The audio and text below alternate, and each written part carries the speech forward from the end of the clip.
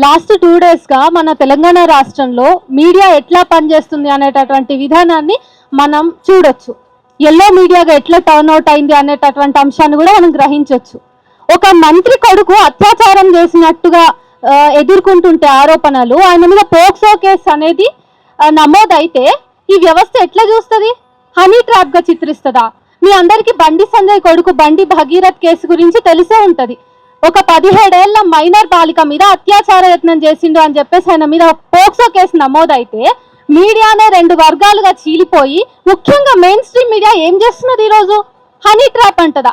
అంటే మీడియాలో ఉన్నటువంటి వాళ్ళకి కనీసం హనీ ట్రాప్ ఎవరు చేస్తారు, ఒక మైనర్ బాలికకి సంబంధించినటువంటి కేసులో మనం ఎట్లాంటి విధానాల్ని మనం కవర్ డ్రైవ్ కి వాడొచ్చు అనేటటువంటి కామన్ సెన్స్ కూడా లేదు ఈరోజు మీడియాకి. ఒక 17 ఏళ్ల మైనర్ బాలిక హనీ ట్రాప్ చేసిందంట, మనీ ఎక్స్టార్షన్ చేసిందంట అంటే చట్టం ఒప్పుకుంటుందా?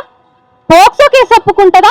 దానికి సంబంధించినటువంటి ఎఫ్ఐఆర్ కాపీలను వీళ్ళు విరివిగా సర్క్యులేట్ చేస్తున్నారు. ఎవరు చూసినా ఎఫ్ఐఆర్ కాపీ అక్కడ బయటంతా తిరుగుతుంది, అందులో విక్టిమ్ డీటెయిల్స్ ఉన్నాయి. ఫస్ట్ ఆఫ్ ఆల్ ఈ విక్టిమ్ పోక్సో కేసు పెట్టండి అని చెప్పేసి దాదాపు 6 నుంచి 12 గంటలు పోలీస్ స్టేషన్లో పోయి పడిగాపులు కాస్తే వాళ్ళు పోక్సో కేసు పెట్టడం పక్కకు పెట్టి అవతల కరీంనగర్ కి పోయి బండి భగీరథ్ ఏమో మనీ ఎక్స్టార్షన్ ఇంకా హనీ ట్రాప్ కేసు పెడతాడంట.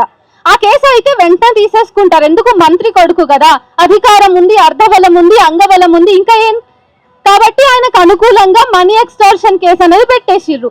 కౌంటర్ కేసుగా మనీ ఎక్స్టార్షన్ కేసు పెట్టినప్పుడైనా ఎఫ్ఐఆర్ లో మైనర్ డీటెయిల్స్ ఇవ్వద్దు, అది పోక్సో కిందికే వస్తుంది అనేటటువంటి, జువైనల్ జస్టిస్ యాక్ట్ కిందికి వస్తుంది అనేటటువంటి కామన్ సెన్స్ ఈ మీడియాలో, మెయిన్ స్ట్రీమ్ మీడియాలో లేకపోయింది. ఇప్పుడు ఎవరెవరైతే ఆ ఎఫ్ఐఆర్ కాపీని షేర్ చేసిరో వాళ్ళందరినీ కూడా విచారించాలని రేవంత్ రెడ్డికి నేను చెప్తున్నాను. ఎందుకంటే ఫ్రెష్ గా రేవంత్ రెడ్డి ఇప్పుడే నిద్రలకించి లేచి మొహం కడుక్కొని వచ్చి సిట్ ఏర్పాటు చేసిండు. ఎవరైనా అత్యాచారం జరిగినప్పుడు మీరు దిశ కేసు చూసుకోండి, ఇంకా చాలా కేసెస్ చూసుకోండి, అత్యాచారం జరిగింది అన్నప్పుడు వాళ్ళు ఏం చేసిండ్రు? సజ్జన రేడికి పోయిండు, ఎన్కౌంటర్ స్పెషలిస్ట్ కదా, సరే ఎన్కౌంటర్స్ ని నేను సపోర్ట్ చేయను, బట్ ఎక్కడ పోయింది ఈ వ్యవస్థ మొత్తం? ఒక మంత్రికి సంబంధించినటువంటి కుటుంబ సభ్యుడు రేపిస్ట్ అయితే ఈ వ్యవస్థ మొత్తం అతన్ని కాపాడడానికి మెయిన్ స్ట్రీమ్ మీడియా నుంచి తోటి ఇతర పార్టీలు కూడా, మనం బయటకు చూస్తే రాజకీయాలలో ఏం మాట్లాడతాం, పొద్దున్న లేస్తే రాత్రి పండుకునేదాకా కాంగ్రెస్ ఏమో బీజేపీని అంటది, బీజేపీ ఏమో కాంగ్రెస్ అంటది. తాతలు ముత్తాతల కానుంచి చరిత్రను తవ్వి మరి వాళ్ళు విమర్శలు చేసుకుంటారు. కానీ నిన్న పక్కన కూర్చొని కిక్కి అని ఇక్కిలిస్తున్నారు వాళ్ళిద్దరు. ఎవరు? రేవంత్ రెడ్డి ఇంకా బండి సంజయ్. మళ్ళా నా ప్రియమైన మిత్రుడు అని చెప్పేసి రేవంత్ రెడ్డి బండి సంజయ్ని ఇంత జరుగుతుంటే కూడా సంబోధించిండు అంటే వాళ్ళు ఒకటని తెలుసు. ఇక్కడ మంత్రుల పిల్లలందరేమో ఫామ్ హౌస్ల్లో రేవ్ పార్టీలు చేసుకుంటా, మైనర్లను అత్యాచారాలు చేసుకుంటా, డబ్బుల్ని వివిధ కబ్జాలు చేసుకుంటా, డబ్బులు తీసుకుంటూ ఇట్లా ఉంటే మనం సాధారణ పౌరులం, అతని వయస్సు ఉన్నటువంటి వాళ్ళమంతా ఇక్కడ రోడ్ల మీద న్యాయం కోసం మాట్లాడుతున్నాం.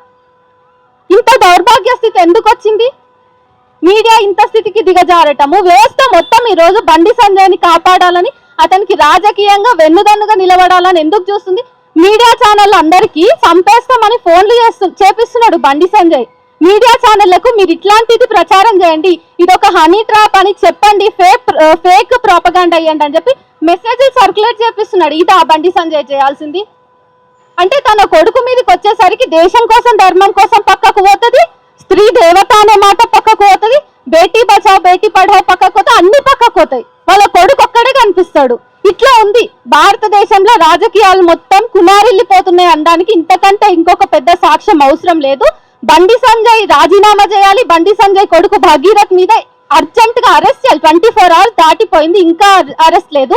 చాలా మంది ఏమో ఆయన దేశం దాటిపోయిందని మాట్లాడుకుంటున్నారు, చాలా మంది ఏమో ఆల్రెడీ కాంప్రమైజ్ అయిపోయింది కేసు.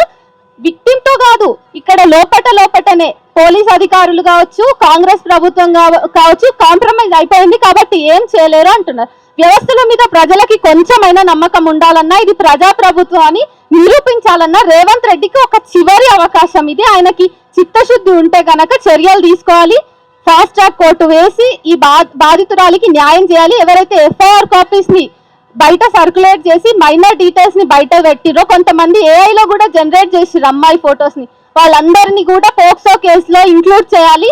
ఈ కేసు మీద చర్యలు తీసుకోకపోతే వ్యవస్థ మీదనే ప్రజలకు నమ్మకం పోతుంది. దేశం మొత్తం ఈరోజు కాషాయీకరణ చెందుతుంటే ఆ కాషాయీకరణతో పాటు దేశవ్యాప్తంగా రేపిస్టులు కూడా విస్తృతంగా పోతున్నారు.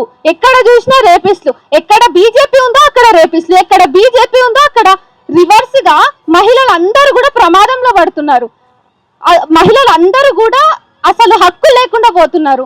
బీజేపీ వల్ల ఇంత నష్టం జరుగుతుంది అంటే కొత్తగా మిగతా పార్టీలు కూడా బీజేపీకి వంతువాడి అందరం ఇంతే, మేమందరం మిమ్మల్ని కాపాడము, మిమ్మల్ని నాశనం చేస్తామని చెప్తున్నారు. వెంటనే రేవంత్ రెడ్డి వాళ్ళందరి మీద చర్యలు తీసుకోవాలి. ఏదైతే మీడియా ఈరోజు ఒక మంత్రి కొడుకును కాపాడాలని చూసిందో ఆ విషయంలో మీడియాకు కూడా శిక్ష పడాలి ఖచ్చితంగా. ఆ మీడియా ఛానళ్ళ మీద కూడా దర్యాప్తు చేసి వాళ్ళ మీద కూడా కేసెస్ పెట్టాలి అని చెప్పి నేను డిమాండ్ చేస్తున్నా.